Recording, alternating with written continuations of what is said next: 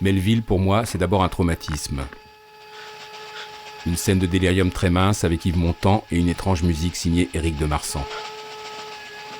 J'avais 10 ans, je ne l'ai jamais oublié.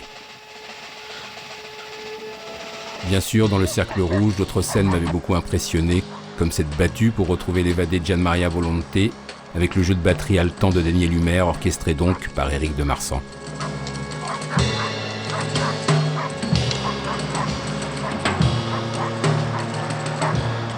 À la même époque, ou presque, j'étais un téléspectateur assidu et je regardais bien sûr les dossiers de l'écran, qui chaque semaine, sur cette musique de Morton Gould, m'a fait faire des cauchemars pendant toute mon enfance. Cette fois, c'est la bonne. Musique qui, je le découvrirai un peu plus tard, figurait dans une des grandes scènes de l'Armée des Ombres. Ah, l'Armée des Ombres, mon film préféré de Melville, dont la musique originale était signée Éric de Marsan, le seul compositeur qui a travaillé 2 fois avec le grand Jean-Pierre. Chapeau, Éric.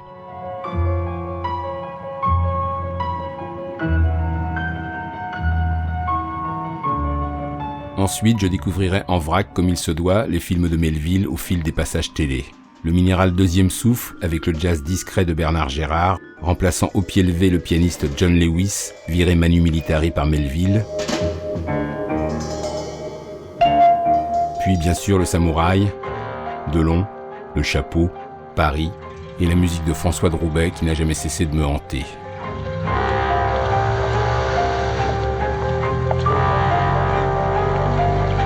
Et puis encore un flic avec les couleurs de Michel Colombier qui allait tellement bien avec cette lumière bleu matin fantôme.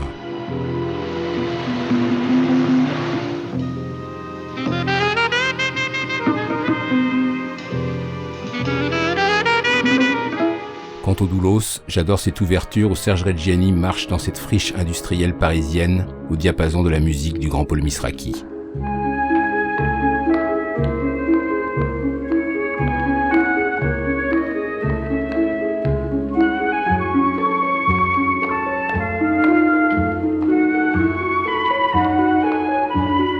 Plus je me déplaçais dans les films de Melville et plus j'avais le sentiment d'être dans un livre de Patrick Modiano.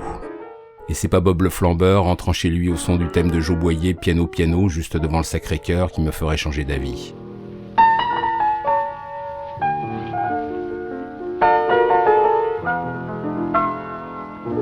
Bien sûr, Melville adorait aussi les USA et surtout New York, et je l'avais suivi avec délectation dans L'aîné des fers chauds, musique de Martial Solal, comme dans Deux hommes dans Manhattan, musique de Christian Chevalier, de voyages et de partitions que j'aimais aussi beaucoup.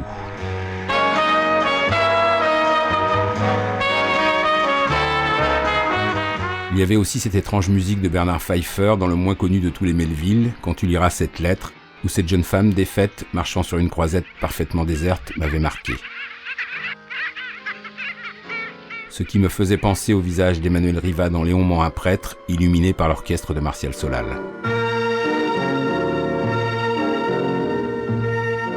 Et puis encore ce moment champêtre qui venait briser le silence de la mer au son de la musique du très très méconnu Edgar Bischoff. Sans oublier Vivaldi, qui résonne magnifiquement dans l'escalier baroque du sublime Les Enfants Terribles. Et puisque j'évoque Les Enfants Terribles, je dois avouer que j'ai été très marqué par l'inimitable voix de Jean Cocteau, comme un récitatif sur les rythmes obsédants de Jean-Sébastien Bach. À peine engagé entre les décors vagues du studio désert, Paul devint un chat prudent, auquel rien n'échappe. Et justement, la voix off et la musique, c'était vraiment son truc à Melville. Sa voix à lui, au début de Bob le flambeur, dans ce Pigalle qui n'a pas changé, c'était de la pure musique. Des gens vont se croiser dont les destins resteront étrangers. Ceux qui partent travailler, comme cette femme de ménage très en retard, et ceux qui n'ont encore rien à faire, comme cette toute jeune fille, très en avance pour son âge. Celle de Delon dans Un flic, c'était pas mal non plus. Chaque après-midi, à la même heure, je commençais mon périple par la descente des Champs-Élysées. Et qui dit Delon dit Belmondo, mais lui c'était en boxeur au début de L'aîné des fers chauds. Je m'appelle Michel Maudet. Enfin, mettons. À cette époque, j'étais boxeur. Ou plus exactement, j'essayais de le devenir. Je ne peux pas oublier non plus la voix qui me bouleverse le plus, celle de Lino Ventura, décrivant Simone Signoret dans L'Armée des Ombres, Rien que d'en parler, j'ai des frissons qui me parcourent l'échine. Elle étudie chaque jour pendant des heures la topographie de l'école militaire de santé de Lyon, devenue le siège de la Gestapo.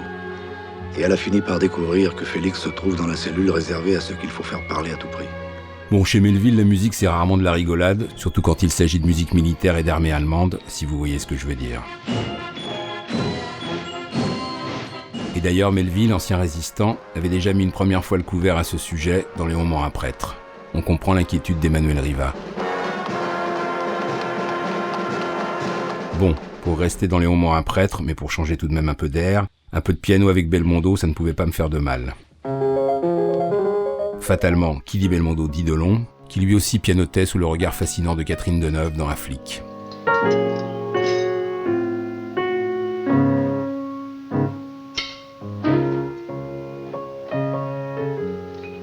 Bon, j'avais essayé d'y échapper, mais ça revenait comme une vague. Un soldat allemand, interprété par le grand Howard Vernon, jouait du Bach à l'harmonium dans le silence de la mer. Bach. Il ne pouvait être qu'allemand. Réplique de Melville himself dans À bout de souffle. Quel est le pays le plus intelligent du monde? Est-ce que vous aimez Brahms? Comme tout le monde, pas du tout. Et Chopin? Dégueulasse. Belmondo, lui, ce qu'il préférait, c'était Sinatra. Et cette petite fille qui nous regardait, Dieudonné Ferchaud et moi, ne savait sans doute pas qu'elle vivait dans la chambre où était né Frank Sinatra. Et même dans L'aîné des Ferchaud, plutôt 2 fois qu'une. Please, put on Sinatra again. Please, put on Mr. Sinatra again.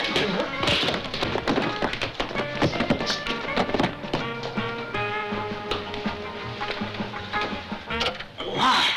Are you a Marine, mister? No, darling. I am a wife. And I like Frankie Boy. Justement, dans L'aîné des Ferchaud, j'adorais ce moment où notre ami Jean-Paul fait son entrée dans un de ces nightclubs que Jean-Pierre aimait à la folie.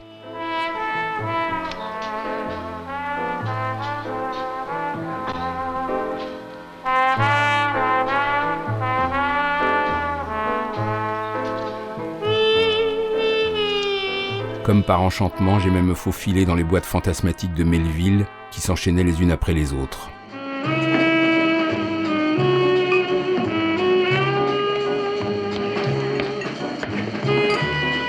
Qu'est-ce que je vous donne, monsieur Filien? Scotch. Et puisque décidément l'un ne va pas sans l'autre, Monsieur Désir? Whisky. avec Delon dans Le Samouraï, dont j'adorais l'échange de regards avec Cathy Rosier,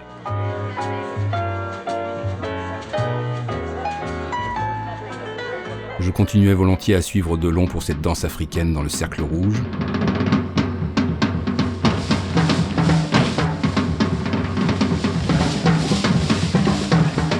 En fait, chez Melville, on aurait dit que le moindre bar de nuit avait son orchestre de jazz à domicile et ses danseuses à demeure. Comme dans Le Deuxième souffle, dans Un flic,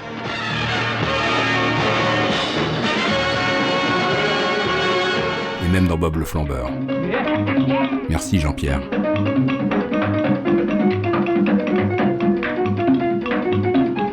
Comme je fatiguais, je me suis arrêté dans un bar new-yorkais After Hours. Il y avait encore un orchestre qui continuait à jouer, même si plus personne ne les écoutait. À part moi, bien sûr.